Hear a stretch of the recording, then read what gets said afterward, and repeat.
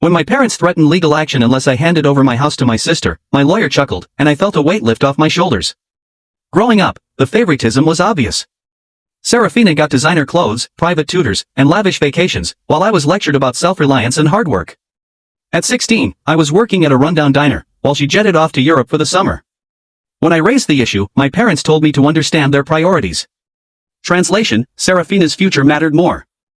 I wasn't resentful at first, I just accepted it as the way things were. Parents invest in the child they think will shine, while the other learns to survive. So, I did. I worked through college, lived in cramped apartments with unreliable roommates, and skipped nights out while others partied. Every paycheck, I saved a little, knowing no one would catch me if I fell. After graduating, I faced a choice: take a low-paying job or take a risk. I used my savings to open a small auto repair shop. The first year was brutal: long hours, late nights, and greasy weekends, but it paid off. By year 5, I was earning enough to consider buying a house. My parents knew I wanted a home, not another tiny rental. Whenever I mentioned it, they'd smile and change the subject. My mother would sigh, "Serafina's struggling so much. Rent's so expensive." My father would add, "She just needs a little help." The message was clear: I was supposed to solve her problems.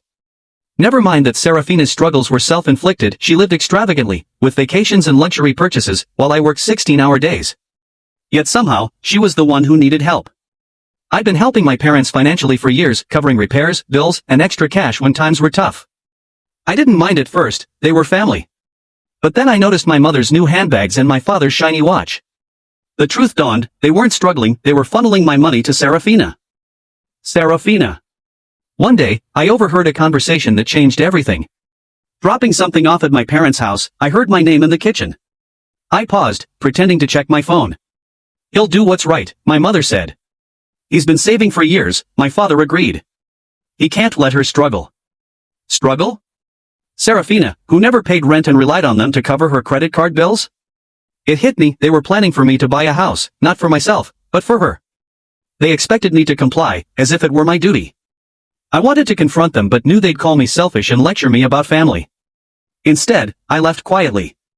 That night, lying in my small apartment with its flickering light, I thought about every sacrifice I'd made and every time I'd stayed silent.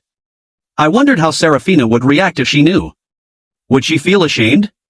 Entitled? The next morning, she called, gushing about a house she'd found: 3 bedrooms, a backyard, perfect for her to finally move out.